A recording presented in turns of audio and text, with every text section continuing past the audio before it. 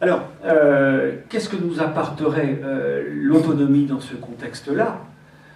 Alors, en miroir, moi je serais tenté de dire l'autonomie avec des compétences, une reconnaissance constitutionnelle, avec des pouvoirs, compétences législatives, nous permettrait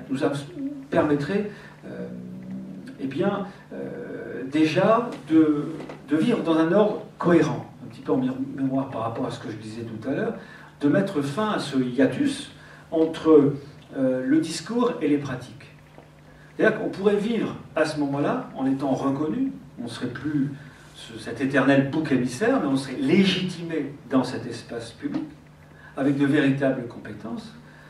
Entre parenthèses, c'était l'idée que je voulais défendre tout à l'heure, qui m'était sortie de la tête. La question du statut particulier est totalement, et des compétences législatives, est totalement distincte de ce que l'on est en train de nous vendre aujourd'hui, avec l'acte 3, la décentralisation. C'est-à-dire, oui, cadre unique, mais vous aurez droit peut-être de la différenciation.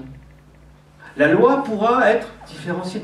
Mais non, c'est une stupidité, ça ne marche pas. Le propre de la loi française, c'est sa généralité. C'est la même loi pour tous. Ça, c'est fondamental. Donc, espérer qu'un jour ou l'autre, la loi va s'adapter à nous, non, c'est entièrement faux, ça. Faut pas, je ne vois pas comment ça peut être faisable. Et d'ailleurs, bon, il y a la logique un peu d'expérimentation qui a commencé à se mettre en place. On voit bien que ça ne marche pas. Parce que les barrages sont tellement forts, on reste tellement dans l'optique et le mythe de cette généralité de la loi que l'expérimentation, ça ne fonctionne pas. Les barrages, les barrières posées par le Conseil constitutionnel sont telles que c'est quelque chose qui n'est pas applicable. Alors attention, on aura véritablement les clés de notre destin lorsqu'on aura ce statut particulier et les compétences de nature législative. Bref. Avec l'autonomie, on pourra vivre dans un ordre cohérent, avec nous-mêmes.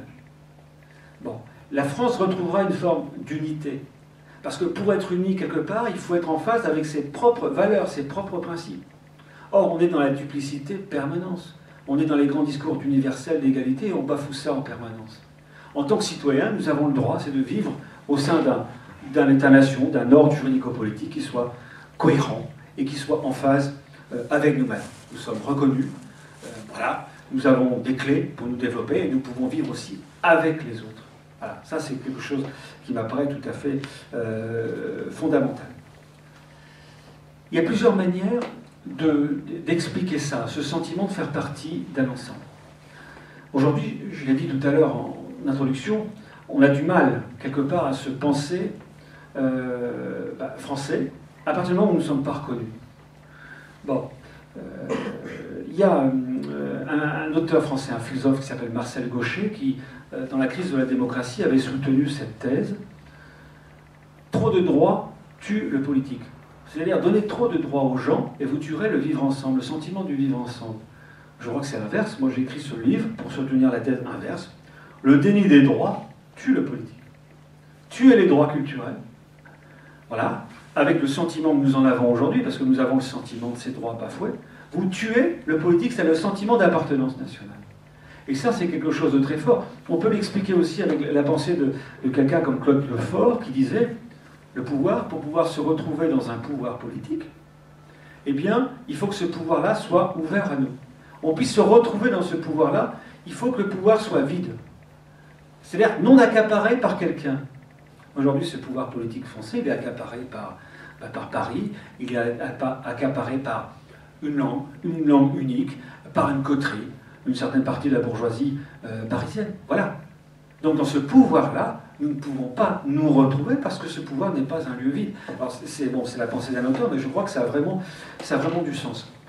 On trouverait une société unie parce qu'on retrouverait quelque part le sens de la transcendance. Alors je parlais tout à l'heure, la transcendance, on l'a perdue avec la fin de la transcendance divine. Et en fait, la République n'a jamais réussi à créer une autre transcendance qui puisse réunir tout le monde. Ça, c'est le drame de la société française. Alors on aurait pu penser la raison, mais la raison c'est très difficile. Les révolutionnaires se sont un peu emmêlés les crayons parce qu'ils ont inventé deux transcendances au même moment. C'est pas possible. Il faut une seule transcendance pour unir les hommes. C'est-à-dire quelque chose qui nous dépasse tous. Et aujourd'hui, ce qu'on nous propose comme transcendance, qu'il y a de plus élevé dans l'ordre juridique français, c'est l'unicité du peuple français, la tradition constitutionnelle, qui est supérieure aux droits de l'homme. Parce que les droits culturels, qui sont aussi des droits fondamentaux, nous dit le Conseil constitutionnel, ne peuvent pas aller au-delà, au-dessus de l'unicité. C'est l'unicité française qui leur en impose. Donc, il n'y a rien au-dessus. Mais l'unicité française, c'est-à-dire l'hypertrophie du moi, c'est-à-dire l'auto-célébration permanente, n'est pas une forme de transcendance capable d'unir les gens au sein d'une société diverse, fondamentalement diverse. Ce n'est pas possible. Donc il faut trouver autre chose.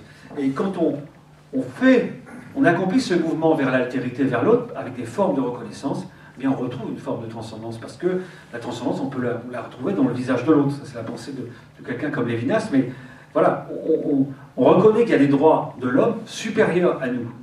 Donc on retrouve, ipso facto, cette transcendance et donc cette unité entre les hommes, et je crois que nous avons le droit de vivre dans une société unie. On retrouverait aussi le sens des grandes valeurs dont on a perdu le sens. Alors tout à l'heure, je parlais des valeurs de la France, l'égalité, l'universel, etc.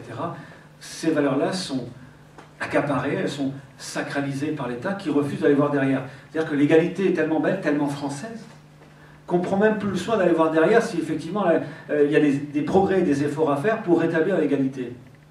Aujourd'hui, ce qui innove en la matière, c'est des sociétés plutôt libérales, qui travaillent, qui regardent, tiens, où est-ce qu'on a telle ou telle minorité, qu'est-ce qu'on peut faire, on va bricoler pour essayer d'amener plus... Voilà, mais ces gens-là sont beaucoup plus ouverts et agissent effectivement pour rétablir l'égalité. En France, on refuse. Et donc, on est dans ce paradoxe assez saisissant. Plus vous parlez de diversité, plus on célèbre la diversité, la culture, etc., et plus nos langues disparaissent, plus nos langues s'étouffent. Plus on parle de décentralisation, de proximité démocratique, d'écoute, plus la centralisation s'accroît. Et maintenant, on a le Grand Paris. La décentralisation est dans la Constitution. On a recentralisé par derrière. Donc on affiche un principe et derrière, hop, on fait exactement l'inverse parce qu'il suffit d'afficher le principe, ça suffit. Voilà. Et l'égalité, l'égalité des chances, plus on parle d'égalité des chances, plus s'accroît la parisianisation des élites. Voilà, concrètement. Mais oui, on a parlé d'égalité des chances. On l'a sacralisée, elle appartient. Voilà, la France, c'est le pays de l'égalité, c'est tellement beau, formidable égalité. Vous affichez le principe et comme ça vous permet de ne pas aller voir derrière si effectivement il y a des choses à faire pour aller vers plus d'égalité. Mais notre situation actuelle, elle est là, c'est quand même un fâcheux paradoxe. Donc avec l'autonomie, eh bien, quelque part, on retrouverait le sens de ces valeurs-là, parce que c'est l'autonomie aussi qui assure l'égalité. Et ça, je crois que c'est quelque chose d'important. L'égalité entre les territoires. Bon, la France, c'est l'assujettissement des provinces au centre. Il y a un penseur britannique, Burke, qui est un contre-révolutionnaire, et qui, enfin, il s'inscrit dans cette tradition-là, et qui, en 1792, dans son livre, s'était interrogé, mais enfin, comment se fait-il qu'il y ait autant d'inégalités en France entre Paris et les provinces? Ça ne tiendra pas. Les provinces vont se révolter. Nous sommes plus de 2 siècles plus tard, on ne s'est toujours pas révolté, et les inégalités sont encore plus fortes. C'est-à-dire que l'homme a une faculté d'adaptation au meilleur comme au pire, et cette forme de domination, quelque part, aujourd'hui, elle est intériorisée. Et nous avons le Grand Paris. Le Grand Paris qui s'est imposé à nous, dans le silence à peu près total des grands élus des provinces. Et notamment, je pense à Le Drian, président de la région Bretagne, qui aurait dû monter au créneau. Or, on ne l'a jamais entendu fortement. Alors peut-être qu'il a, au sein de certains groupes, peut-être s'est-il exprimé, mais on n'a jamais entendu sa voix forte pour protester contre cela avec véhémence et mettre en place des formes de réaction. Hein. Non, absolument pas. Donc la reconnaissance des pouvoirs, des territoires, la dévolution de compétences va dans le sens de l'égalité entre les territoires. Où est-ce qu'il y a plus d'égalité entre les territoires? C'est dans le système fédéral. Pourquoi? Parce que c'est vrai qu'ils ont les clés de leur développement, mais il y a une péréquation entre les États fédérés. Les gens ne le savent pas, mais l'État fédéral est là, il va au grain. Il y a une péréquation entre les États, entre ces États-là. C'est pas tout pour l'un et que chacun se débrouille et que s'il y en a qui échouent, tant pis pour eux. Non, il y a une péréquation. C'est quand même admirable. Et l'inégalité que nous connaissons en France entre le centre et la périphérie, mais Les Allemands ou les autres Européens n'en voudraient pas. Vous leur en parlez, ils sont particulièrement choqués, ils ne comprennent pas une inégalité pareille. Mais en France, on s'habitue à tout. Et nous n'avons pas ces contre-pouvoirs-là, des régions fortes qui nous permettraient justement de rétablir cette égalité entre les territoires. Un mot sur la réforme des collectivités territoriales, l'acte 3, la décentralisation. Bon, c'est une catastrophe. C'est la mort de l'aménagement du territoire. C'est la mort de la régionalisation. On refuse toutes les réformes structurelles. Le millefeuille, le département reste là alors qu'il aurait fallu le supprimer. Voilà, et on complexifie les structures avec la création des métropoles à statut particulier. C'est-à-dire qu'il y a une alliance quelque part du libéralisme et du jacobinisme, et on laisse tout cela à volo sans aucune réaction. Et voilà, on épouse en fait les tendances actuelles sans chercher à corriger quoi que ce soit. Donc c'est la mort de l'aménagement du territoire entre le centre et la périphérie, et c'est la mort de l'aménagement du territoire quelque part au sein des territoires. Puisque aujourd'hui, par exemple, en Bretagne, il n'y a qu'une région Bretagne qui pourrait véritablement penser et mettre en place un développement équilibré pour tous les territoires bretons. Bref, nous sommes dans une situation catastrophique. L'égalité entre les hommes, bon, quelque part, l'autonomie permettrait aussi d'agir pour l'égalité entre les hommes. Nous vivons dans une société pyramidale. Au-dessus, vous avez 6 millions de personnes, dit l'Institut de Montaigne, c'est la grande bourgeoisie, les gens qui sont au-dessus et qui le resteront, hein, et qui font en sorte que leurs enfants le demeurent. Alors, ils ont le capital économique, culturel, tout. C'est aussi la très haute fonction publique. Bon, vous avez une grande classe moyenne au-dessous, une grande classe moyenne où il y a quand même un petit peu de mobilité sociale entre le bas et le dessus, de cette classe moyenne, mais cette classe moyenne travaille pour ceux du dessus, et elle travaille surtout aussi pour contrôler ceux du bas, les exclus. Hein, donc c'est les magistrats, fonctionnaires, policiers, éducateurs, etc. Voilà. Et en dessous, vous avez vous avez en tout cas les exclus sociaux qui sont dans les grands ensembles urbains dont on se méfie beaucoup et qu'on laisse un petit peu parfois. Le principal, c'est que ça ne fasse pas trop de grabuge. Il y a des émeutes, on réagit un peu, après ça se calme, on n'en parle plus trop, parce que de toute façon, on n'a plus trop d'argent, et on ne veut pas mettre l'argent véritablement là. Donc, avec des territoires forts, des contre-pouvoirs, qu'est-ce qui changerait? Avec ces contre-pouvoirs-là, déjà, on peut lutter pour l'égalité des chances. Ah oui. Qu'est-ce qui empêcherait une Bretagne demain, forte, de créer aussi nos grandes écoles? Pourquoi pas? Pour les gens d'ici, méritants, etc. Bref, on crée quelque chose.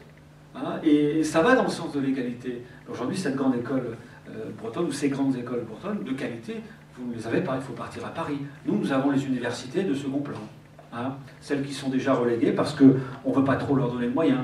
Et pour nos enfants, c'est plutôt ça. Et la classe moyenne, c'est plutôt ça. Elle aura les voies, on va dire, d'accès plutôt de second plan. Hein, les formations plutôt courtes ou les formations universitaires. Et de temps en temps, il y a un qui va réussir, formidable, on va mettre le focus sur lui.